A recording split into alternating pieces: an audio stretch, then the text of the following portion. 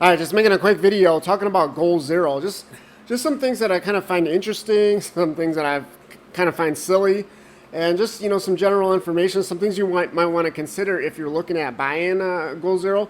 Now, a lot of people they're not looking at goal zero for a number of reasons. We'll kind of talk about they're kind of falling behind really. Let's just be honest. They're kind of falling behind the competition, specifically the Chinese competition. Now, the thing I do really like about Goal Zero is they are an American company, right? So they're one of the only few companies making power stations, based here in the U.S. As far as designing and engineering all their power stations. Now, yes, they are still all made in China, but still, I mean, better than nothing. So, and I do like that they use almost all their power stations, in fact, have this aluminum construction. I've talked about this in my videos. Aluminum, it's just going to dissipate the heat better, right? I mean, especially when you're talking about lithium batteries, it's like a passive cooling effect, right? So it just if you can keep those lithium batteries cooler, they're just going to last longer, right? So, and it just looks cool, right? It just looks cool, and it's durable as well. Obviously, compared to plastic, most power stations are using plastic. So, but yeah, just one thing to note, like if you're looking at like this 6000X, this unit is kind of silly to me. Now, the one thing I guess you would say is you do get a lot of capacity, 6,000 watt hours. But one of the things you really want to consider, because all of these Goal Zero units are starting to get a little outdated, but it's especially with this unit here, the 6000X. One thing that you kind of want to note is that if you actually get this the 3000X or actually any of the Yeti series that are at least 1000 or higher, so that's even the 1000 core we're talking about here. All of these models actually are basically the same case. The bottom, the width is basically the same. It's just the height. As you get more capacity, it just gets taller and taller. So the thing I would just note is that you could actually do, instead of getting like the 6000X, you could get two of the other models, right? The 3000X, or not even the 3000X, the 1500, 1500X here, 1000X, and even that 1000 core I mentioned. And guess what? These things, they actually designed them to stack. So the bottom of all of these Yetis, it's kind of curved in like this, right? Because then it'll fit right on top there, as you see those handles kind of stick up just a little bit. So, the benefit to doing this is several, especially like you said, if you're looking at getting this massive 6000X, because guess what? This thing weighs like 106 pounds. So that's number one. Like, anytime you're going to move this thing, now obviously, yes, it does include the cart with the wheels. But if you got to pick it up, I mean, that's a lot of weight to deal with. But the thing is, the reason I would really suggest you kind of going for multiples of the smaller units is because you're going to be able to do a lot more with the unit, right? Not only just having redundancy, which is always a good idea, but as far as like the charging goes, everything, you're going to be able to do twice as much with everything. And you're going to get two inverters, right? So, I mean, this massive 6000X has only got a 2000 watt inverter.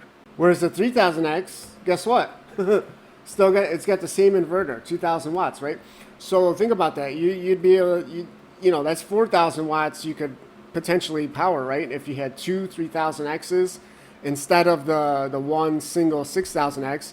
And then, as I mentioned, you're going to be able to double up the charging, because the charging is, falling behind, the competition quite a lot here. And we only get 600 watts going into this from solar or from the wall, because they're still using a power brick with these units as well. And if you can believe that. So if you got like two 3000Xs, you could do, 600 plus 600, you could do 1200, right, at the same time. So, yes, you're paying more to have the same amount of capacity, but what good is that capacity if you can't charge it back up, right? So this is, and then, everything else, right? You got double the 12 volt outputs, you got double the USB-C outputs, right? Or all the USB outputs. And again, just the redundancy in general. And then, even if you wanted to do like what I mentioned, maybe you want to go for the 1500X, you get two of these. I mean, these things still have a 2000 watt inverter too. This one still has a 2000 watt, the same inverter, right? Same inverter as the 6000X. So you could get two of those, and that would actually be, cheaper, right? That would be even cheaper than the 6000X. Now, yes, you're going to have less capacity, but you're going to have all the, you're going to have just the capability is going to be much, much more.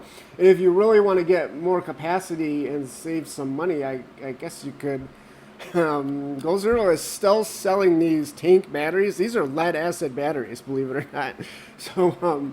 So yeah, this is just another thing I kind of wanted to talk about in this video is that I really hope that they come out with some new models here. Now, whether they go with LFP or not, I don't know. I think they just, even if they didn't come out with some LFP models, I think they should still consider updating, because it just, make it fresh, make it new. Like, even if you just kind of like, revise this current model and not even come out with an all new model, just do something because, again, I just feel like they're really falling behind the competition.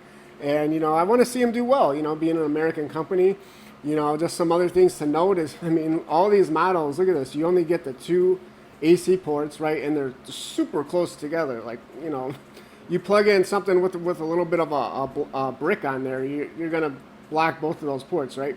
And even this is the 3000X, but even, the 6000X, as I was talking about, same thing, they all have the same ports basically. And so there's no, we don't get any kind of, 30 amp outlet on any of these things, right? So yeah, this is just, I really want to see them update this. And in fact, I might make a video coming here soon, just kind of maybe trying to do like a redesign on some of these units, just for fun, right? If if you're a fan of Goal Zero, you might want to just kind of check that out. Just just for something fun to do, and just to kind of imagine what more of a modern Goal Zero unit might look like, right? So, and then I forgot to mention this as well, the weight, right? If you get two of these smaller units and you're stacking them together, right? Whatever you're doing, when you do need to move them or lift them, right, it's just going to be so much easier. So even the 3000X is about 70 pounds, and the 1500X I think is like 50 pounds or something like that.